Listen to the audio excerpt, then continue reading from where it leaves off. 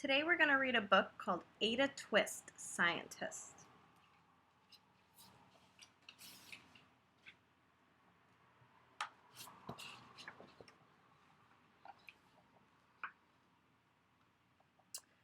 Ada Marie, said not a word until she turned 3. She bounced in her crib and looked all around, observing the world, but not making a sound. She learned how to climb and made her big break, with a trail of chaos left in her wake. She ran through the day, chasing each sound and sight, and didn't slow down till she conked out at night. Her parents were frazzled, but tried not to freak, as Ada grew bigger and still did not speak. Clearly young Ada, with lots in her head, would have something to say when it ought to be said.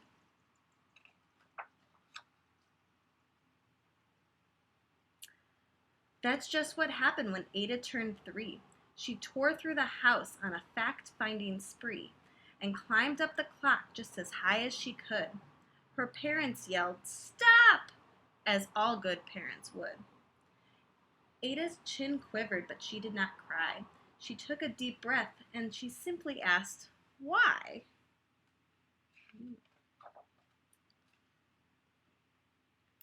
Why does it tick and why does it talk? Why don't we call it a granddaughter clock? Why are the pointy things stuck to a rose? Why are the hairs up inside of your nose? She started with why, and then what, how, and when. By bedtime, she came back to why once again. She drifted to sleep as her day's parents smiled at the curious thoughts of their curious child, who wanted to know what the world was about. They kissed her and whispered, "You'll figure it out."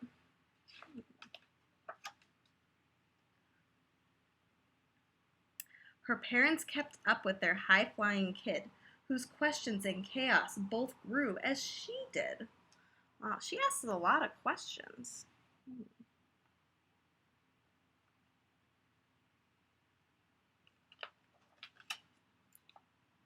Whoa.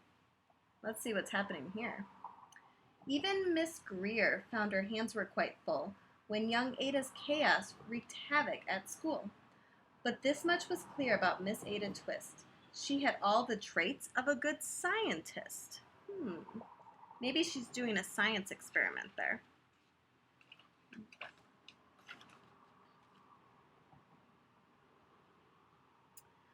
Ada was busy that first day of spring, testing the sounds that make mockingbirds sing, when a horrible stench whacked her right in the nose, a pungent aroma that curled up her toes. "Zoe," said Ada, which got her thinking. What is the source of that terrible stinking? How does a nose know there's something to smell? And how does it stink if there's no nose to tell? She rattled off questions and tapped her chin. She'd start at the start where she ought to begin.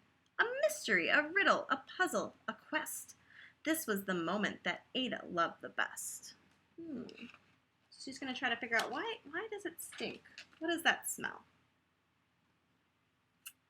Ada did research to learn all she could of smelling and smells, both stinky and good.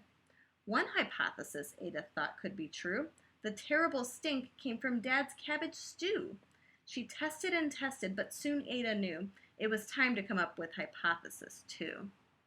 She's trying to figure out what is that smell. Then Zoe.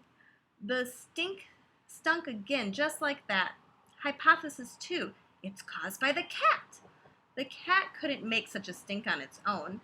It needed perfume and some fancy cologne. So young Ada tested. The test was a flop. She started again, but her parents yelled, "Stop!" Why do you think her parents are yelling stop? What is she about to do there?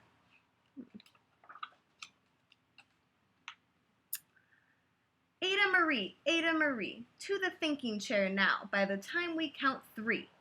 "Enough," said her mother. "That's it," said her dad. Her parents were frustrated, frazzled, and mad. "Why?" Ada questioned. Her mother said no. "What?" Ada queried. Her father said, "Go. You've ruined our supper. You've made the cat stink. Enough with your questions. Now sit there and think." She looked at her parents, her heart turned to goo. Poor Ada Twist did not know what to do. So they didn't like that she was doing the experiments and made the cat smell. Let's see what she's going to do. She sat all alone by herself in the hall, and Ada once more could say nothing at all. And so Ada sat, and she sat, and she sat, and she thought about science and Stu and the cat, and how her experiments made such a big mess. Does it have to be so? Is that part of success? Are messes a problem? And while she was thinking, what was the source of that terrible stinking? Ada Marie did what scientists do. She asked a small question, and then she asked two. And each of those led her to 3 questions more. And some of those questions resulted in 4. As Ada got thinking, she really dug in. She scribbled her questions and tapped on her chin. She started at why, and then what, how, when. At the end of the hall, she reached why once again. Her parents calmed down and they asked her to come back to talk. They looked at the hallway and just had to gawk. No patch of bare paint could be seen on the wall. The thinking chair was now the great thinking hall. I think she drew all over the wall. They watched their young daughter and sighed as they did. What would they do with this curious kid who wanted to know what the world was about? They smiled and whispered, "We'll figure it out."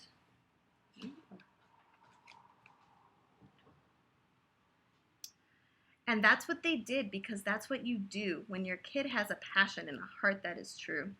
They remade their world. Now they're all in the act of helping young Ada sort fiction from fact. She asked lots of questions. How could she resist?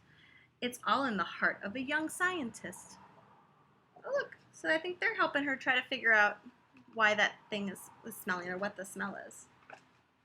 Let's see if they can figure it out. As for the smell, what can Ada Twist do but learn all she can from her friends in grade 2?